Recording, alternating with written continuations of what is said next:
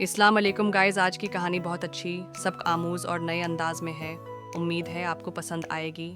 कराची के एक शांत से मोहल्ले में एक 10 साल का लड़का रहता था, अली। वो लड़का जो हर वक्त सवाल करता रहता।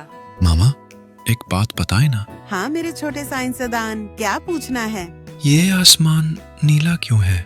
मछली पानी में कैसे सांस लेती है? और परिंदे गिरकर नीचे क्यों नहीं आते? अरे वाह, 3 सवाल एक साथ।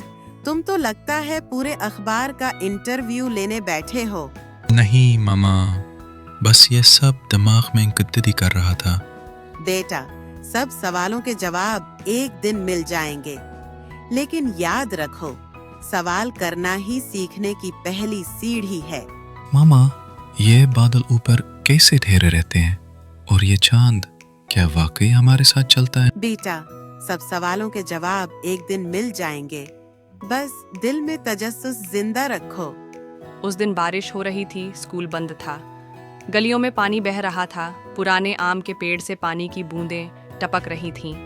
अली ने अपनी सबसे अच्छी दोस्त मरियम को बुलाया। मरियम, चल आज लाइब्रेरी चलते हैं।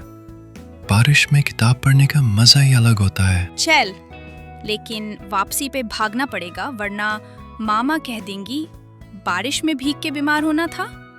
लाइब्रेरी के अंदर पुरानी लकड़ी की खुशबू और किताबों की मिट्टी की महक थी। कोने में चाचा नसीर एक कप चाय लिए बैठे थे। वहाँ मेरे छोटे खोजी आ गए। आज मैं तुम्हें कुछ खास दिखाने वाला हूँ, लेकिन वादा करो ये राज तुम्हारे दिल के संदूक में बंद रहेगा। चाचा नसीर ने एक बड़ी सुनहरी झिल्द वाली किताब निकाली। उस पर अजीबोगरीब नक्श और बीच में एक चमकता हुआ हीरे जैसा निशान था। ये किताब तो किसी कहानी की ही नहीं लगती। ये आम किताब नहीं, ये तुम्हें कहानी के अंदर ले जाती है। बस पहला जमला पढ़ना और फिर काश तुम जानते, ये मजाक नहीं आम किताब है, ये जादू है। अली ने गहरी सांस ली, किताब खोली और पहला वाक्य ऊंची आवाज में पढ़ा। जब तुम ये अल्फाज पढ़ोगे दुनिया बदल जाएगी। आंख खुलते ही अली और मरियम एक अजीब दुनिया में थे। पेड़ों पर चॉकलेट के फूल, घास पिस्ते के रंग की, और नदी।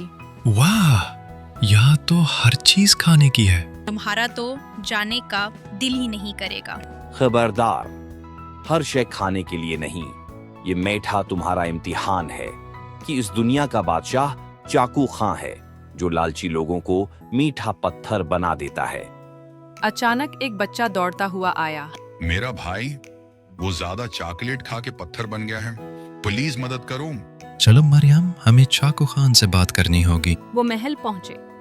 दरवाजे पर 2 बड़े कैंडी सिपाही खड़े थे। अली ने बहादुरी से कहा, हम बादशाह से मिलने आए हैं, किसी की जान खतरे में है। चाकू खान ने बच्चों से पूछा, कैसे आए हो बच्चों? हम बादशाह से मिलने आए हैं, किसी की जान खतरे में है। तुम दोनों ने दूसरों का ख्याल रखा। ये लो, ये जादुई चाबी, ये तुम्हें अगली दुनिया में ले जाएगी। चाबी ने इन्हें एक शहर में पहुंचा दिया जहां हर चीज घड़ियों से बनी थी। वाह, यहाँ तो हर तरफ टिक टिक की आवाज है। मरियम ने सुस्त जिन्न को मजेदार कहानियां सुनाकर उलझा दिया और अली ने चुपके से कांटे वापस रख दिए। समय बहाल हुआ तो रानी ने जादुई कलम दी, जो तस्वीर को हकीकत में बदल सकती थी। तीसरी दुनिया अंधेरे में डूबी थी। डरावने साए लोगों को कैद किए हुए थे। ये मेरा राज है, यहाँ खुशी की कोई जगह नहीं। तुम गलत हो। जहाँ उम्मीद हो वहाँ रोशनी आती है। अली ने कलम से सूरज बनाया। रोशनी फैलते ही साए पीछे हट गए। मरियम ने कैद खाना खोल दिया। खौफ हमेशा वापस आता है और उम्मीद कभी नहीं मरती। किताब चमकने लगी और पलक झपकते ही वे लाइब्रेरी में थे। तो बच्चों, कैसा लगा सफर? हमने सीखा कि ताकत चीजों में नहीं, दिल में होती है। और ये भी कि दूसरों की मदद सबसे बड़ा जादू है। चाचा नसीर ने किताब बंद की और कहा, कहानियाँ कभी ख़त्म नहीं होती, वे बस अगली मुहिम के इंतज़ार में होती हैं।